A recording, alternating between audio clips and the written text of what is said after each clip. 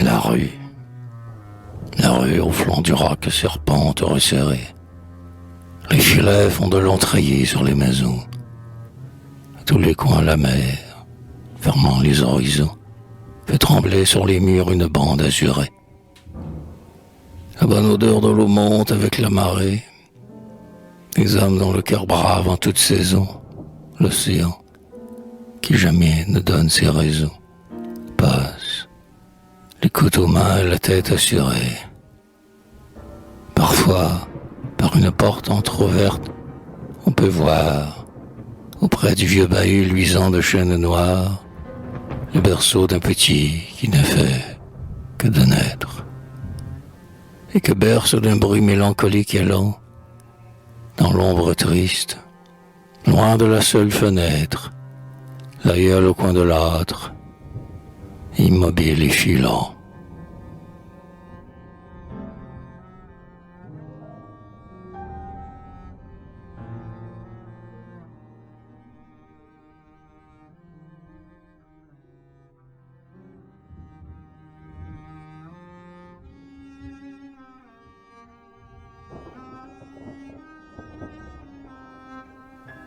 Les sardinières. Quand le travail s'arrête et quand finit le jour, l'obscur logis s'éclaire et les vitres étincellent. Vers l'âtre où le souci des mers les appelle, elles pressent le pas et hâtent le retour. Le court fichu de laine alourdit le contour du sein, et l'on voit mal laquelle est la plus belle. Mais l'égale blancheur des coiffes sans dentelle leur donne un air claustral irritant pour l'amour. Leurs yeux clairs comme l'eau des vagues vous regardent, les pépites vous sourire se hasardent et courent en mordant de gros morceaux de pain. Et, se tenant la main comme un cortège antique, les grands de fond, au choc d'un pas lourd et rustique, claquaient sur le pavé leurs sabots de sapin.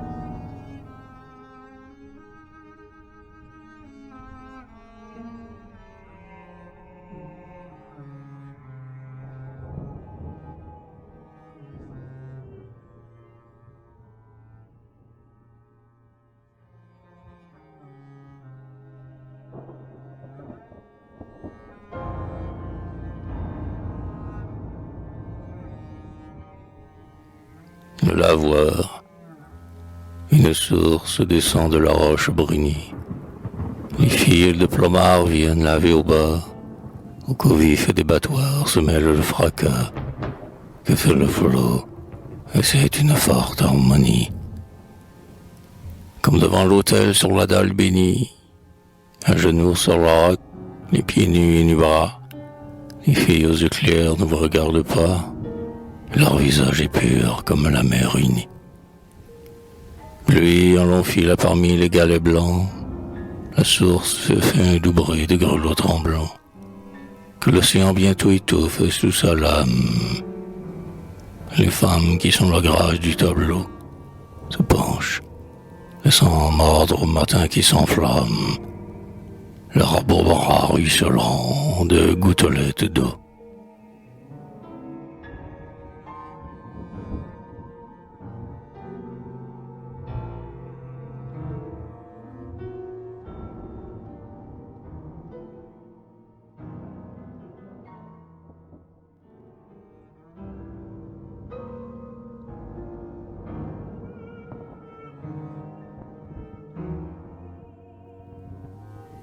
La fileuse, pure et blanche au reflet du grand soleil couchant, comme dans les tableaux la Vierge agenouillée.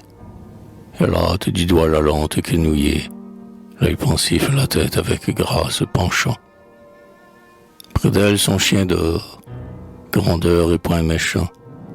Tordant les taupes blondes à mesure mouillée, elle jette à la lande, à la sourde feuillée, des arbres, la douceur extrême de son chant.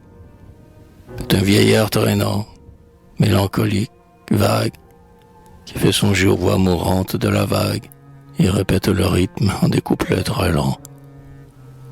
Une obscure chanson, sans doute une légende, qu'au temps des soirs anciens chantait dans cette lande, des bergères aussi, mortes depuis 1000 ans.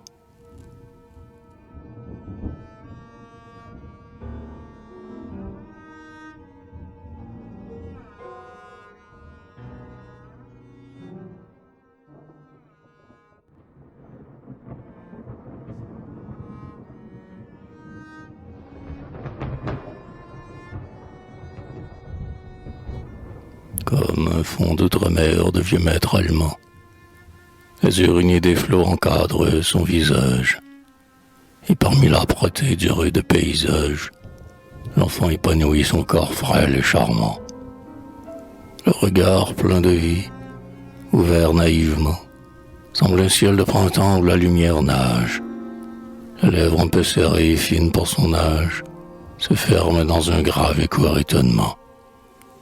Sa grosse coiffe autour de sa tête vermeille lui donne l'air plaisant d'une petite vieille dont le nez serait rose et les cheveux au vent. En long fichu pareil à celui des grands-mères, elle saute à cœur joie et les vagues amères posent sur ses pieds nus leur froid baiser mouvant.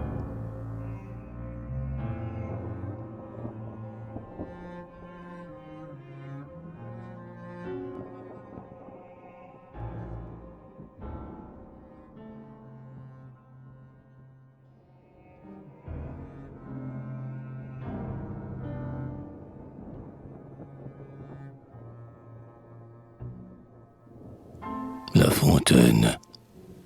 Les femmes lentement descendent le chemin et s'arrêtent au bord de la margelle usée. Sur leur tête la cruche en argile posée, de mer droite et tremble à peine dans l'âme. Le plaintif océan te monte un rallume, jette aux pierres du quai son amer rosée. Elle regarde l'eau, car la lame apaisée peut grossir et l'homme dormir jusqu'à demain. Un geste harmonieux, comme le col d'un cygne, élevant l'un des bras, en arrondit la ligne, et laisse mollement le grès rose osciller. Ces femmes ont marché sur la terre biblique, et plus tard, Phidias les fit étinceler, blanches sur les frontons de marbre pentélique.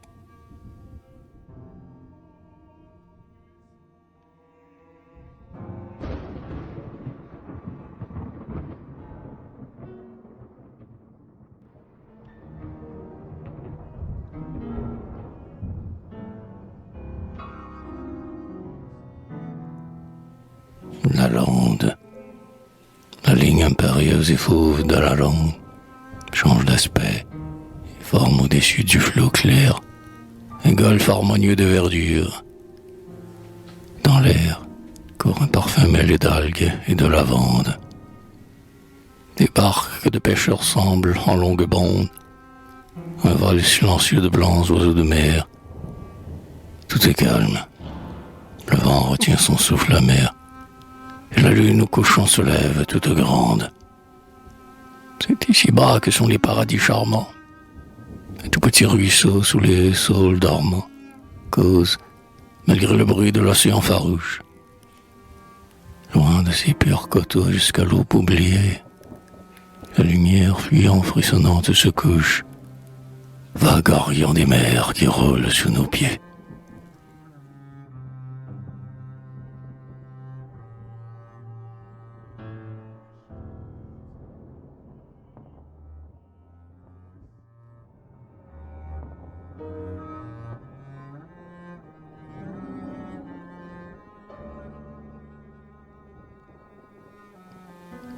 La bénédiction de la baie. Pendant qu'au loin la grave et lente sonnerie des cloches se répand, pareil aux champs pieux. Portant les saints de bois et les eaux précieux, la procession va se développer pris. Les bannières d'abord, presque sans broderie, puis entourant le des pauvres et religieux, les filles du pays, blanches, baissant les yeux et murmurant une hymne à la Vierge Marie. Et derrière le cœur des Lévites d'Armor viennent silencieux et plus graves encore les vieux hommes bretons, langue, chevelure, les femmes au cœur vaillant, au regard bleu, qui suivent du logis les fuyantes voilures, tous à leurs épouées croyantes en Dieu.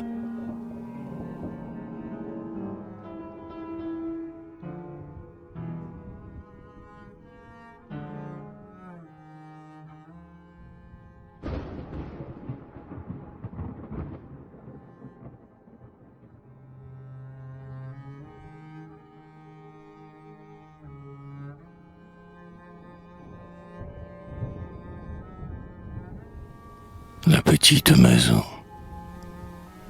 La porte encore fermée, les fenêtres closes.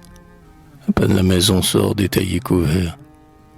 Un paysage qui borne cet univers où l'on rêve, oublieux des effets et des causes. Le gai matin qui rit dans la fraîcheur des choses, aussitôt réveillé, frappe au contrevent vert. Les automnes cléments et les tièdes hivers y mêlent le parfum des blancs, myrtes, aux roses. C'est là qu'il faudrait vivre au temps du mois de mai. Heureux du grand soleil, le cœur bon d'être aimé, causant à deux durant les jours pleins de lumière. Aucun art n'embellit la petite maison. Rien n'en trouble la paix. C'est presque une chaumière. Et la vieille romance avait pourtant raison.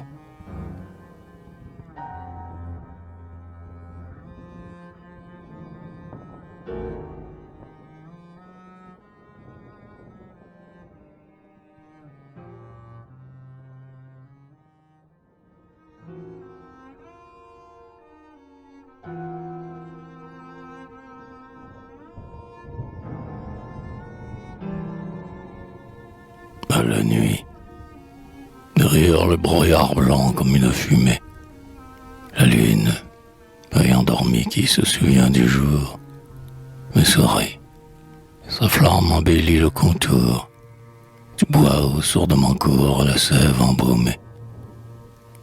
Oh, nuit, forêt sans bord, lune, splendeur aimée, longtemps j'ai cru, troublé par un ancien amour, que votre paix sereine adoucit le retour, ces vieilles douleurs à l'âme mal fermée. Vous êtes la nature impassible qui naît, mère et revit sans nous parler, que seul connaît l'œil qui se les anneaux mystérieux déchaîne. En vain vous paraissiez m'entendre, vous mentez, aux nuits que rien n'aime, abri morne des chênes, le nos rayons muets froidement argentés.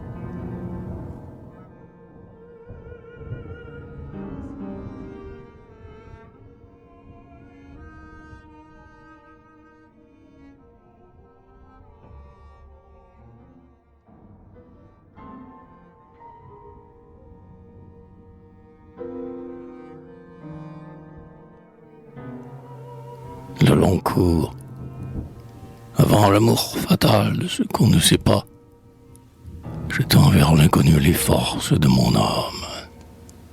Je voudrais secouer mes ailes, et je pâme, rencontrer partout l'ombre devant mes pas.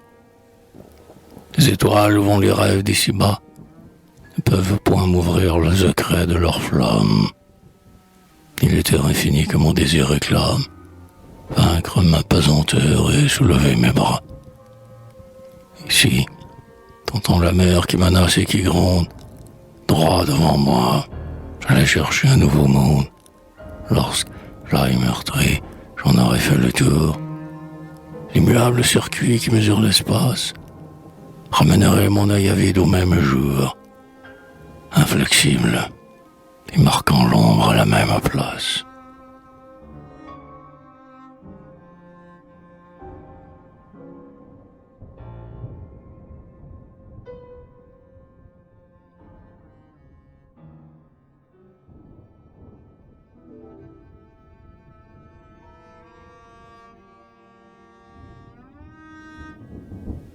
Les vagues, vous êtes à la beauté.